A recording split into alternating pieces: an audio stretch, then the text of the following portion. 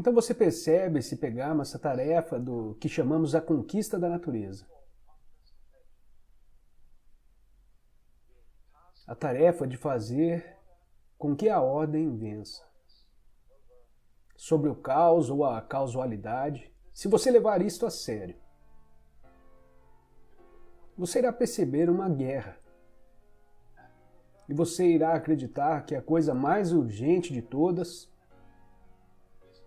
é fazer com que a ordem prevaleça sobre a aleatoriedade e fazer com que o bem prevaleça sobre o mal e que a vida prevaleça sobre a morte. E nós percebemos que quando estamos numa competição dessas, um jogo de guerra sério como este, e nos dedicamos a ele, nós estamos envolvidos de uma forma profunda e amarga nele.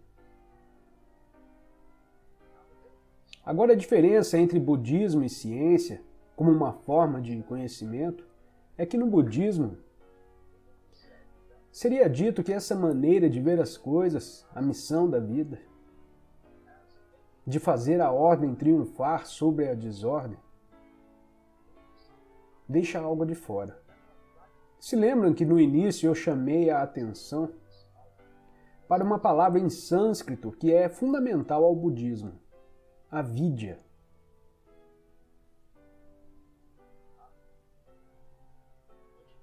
Que significa? A significa sem, vidya significa saber. Não saber, ou seja, ignorância.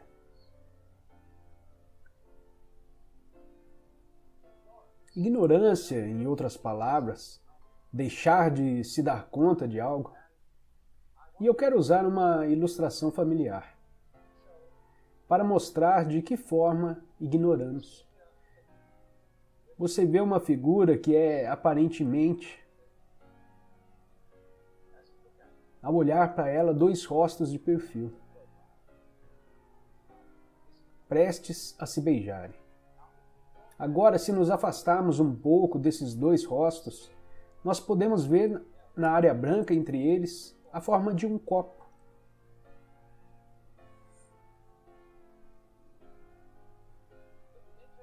Mas o interessante sobre isso é que quando você olha, você será capaz de ver a forma do copo, ou a forma dos dois rostos em perfil prestes a se beijarem. Você pode alternar entre os dois rapidamente, mas você não será capaz de vê-los dessa forma ao mesmo tempo. Em outras palavras, o branco precisa ser o background e o preto a figura. Ou o preto precisa ser o background com o branco se destacando. Então, desta forma, nós somos incapazes de ver verdadeiramente. Podemos pensar, depois de um tempo, nos acostumamos com a ideia de que as figuras estão ali, a branca e a preta. E elas são mutuamente necessárias. Naquela figura que mostrei, você pode dizer que tanto o copo quanto os rostos estão lá. Mas nossas ideias sobre eles, nossos conceitos, são mutuamente exclusivos e não podemos vê-los ao mesmo tempo. Então, assim como vemos um, mas não o outro, da mesma forma nos identificamos.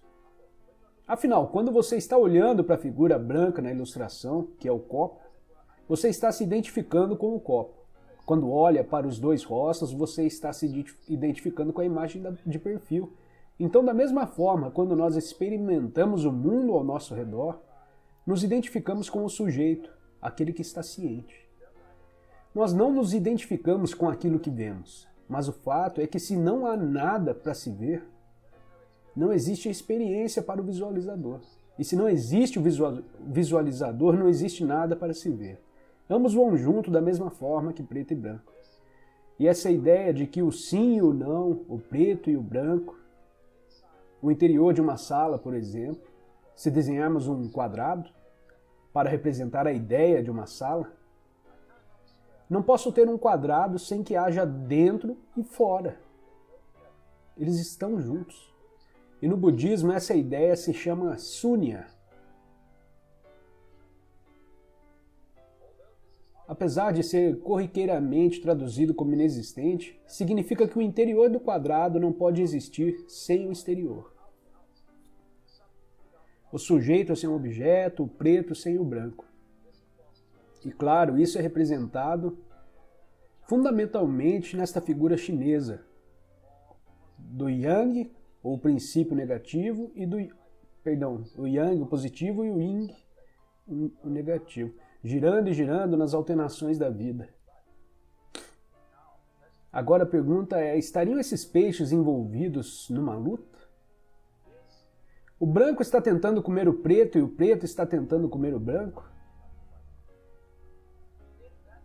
Se essa for a situação, então a vida não é nada mais do que uma competição sinistra. Se este for o cara do bem e este o cara do mal, se este é a ordem e o outro o caos, então a luta entre eles continua. E esta é a forma que nossa tecnologia interpretou a situação do homem contra a natureza. Esse é o homem, o branco, o cara legal, e a natureza o escuro, o cara mau. E o branco deve comê-lo. Mas o que aconteceria se o peixe branco conseguisse ter sucesso em devorar o preto? O peixe branco desapareceria, assim como o escuro, pois o branco só está lá quando em contraste com o escuro. Então, se esses dois peixes, como se fossem acordar, se este acordar e o outro também acordar, o que é que se chama de despertar no budismo, eles percebem que são um. Em outras palavras, eles vão juntos, são inseparáveis. E essa realização é aquela experiência, que é chamada no Zen Satori, ou no budismo de Bodhi. Essa iluminação inesperada de nossa consciência, de que a vida não é realmente uma competição, não é fazer o sim vencer ou não, ou o positivo triunfar sobre o negativo. Ambos os lados vão juntos. Então se percebe de uma forma peculiar que toda a negatividade no mundo, para tudo que é de alguma forma doloroso e maléfico, existe alguma forma de necessidade para isso, pois vai junto com o bem, é necessário para o bem. A desordem é necessária para a manifestação da ordem. Assim como é necessário ter um fundo escuro para mostrar uma figura clara. E quando alguém percebe isso, acontece nele uma profunda mudança de atitude perante ao mundo. Com isso eu quero dizer, ao invés de olhar para a vida como uma competição, ela se torna uma dança, um jogo. Não se abandona a ele, nem deixa de viver, mas se joga o jogo de tal forma que esses dois peixes não vão estar mais tentando se comer, mas sim dançando, tendo a maior diversão do mundo. Então, será que precisamos mesmo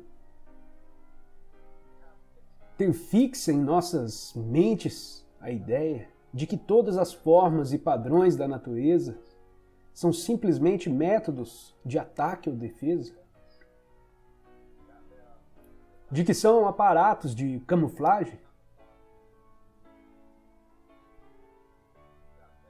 De que são apenas atrativos para interação sexual?